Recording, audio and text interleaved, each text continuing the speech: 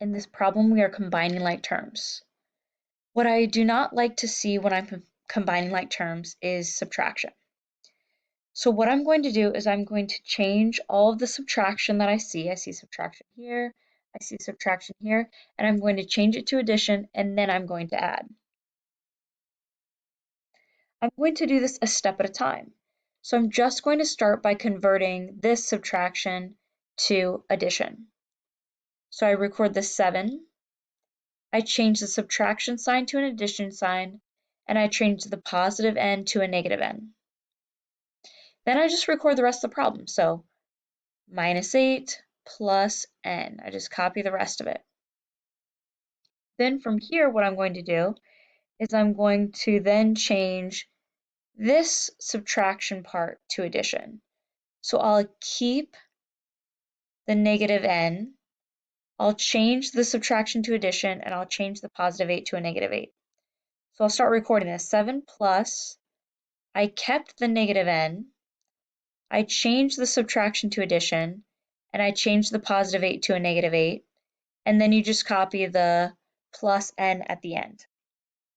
And now at this point, these are all separated, well, all terms here are separated by addition, which makes it easier for me to reorder because I can use the commutative property of addition.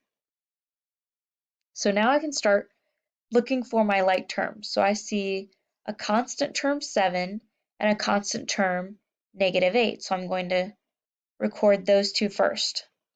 Then I see a negative n and a positive n. So I'm going to combine negative n and a positive n because those are like terms because they're the same variable. They're both an n with the power of 1. So they have the same variable with the same exponent, which makes them like terms. Now I can combine the positive 7 and the negative 8. So I'm going to draw a number line and I'm going to start at the 7 and then I'm going to move to the left 8. And when I'm thinking about moving to the left 8, I know that moving to the left 7 will bring me to 0, and then I just need to go over one more to make the distance I've moved a total of 8. So I end up at -1.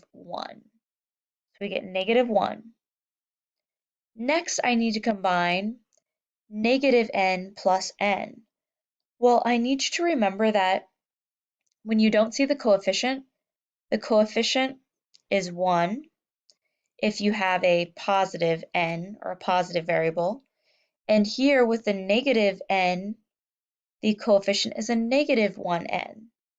So if I'm combining, I just need to focus on the coefficients. If I'm combining -1n and +1n, I just think about what -1 plus 1 is equal to, and that's equal to 0.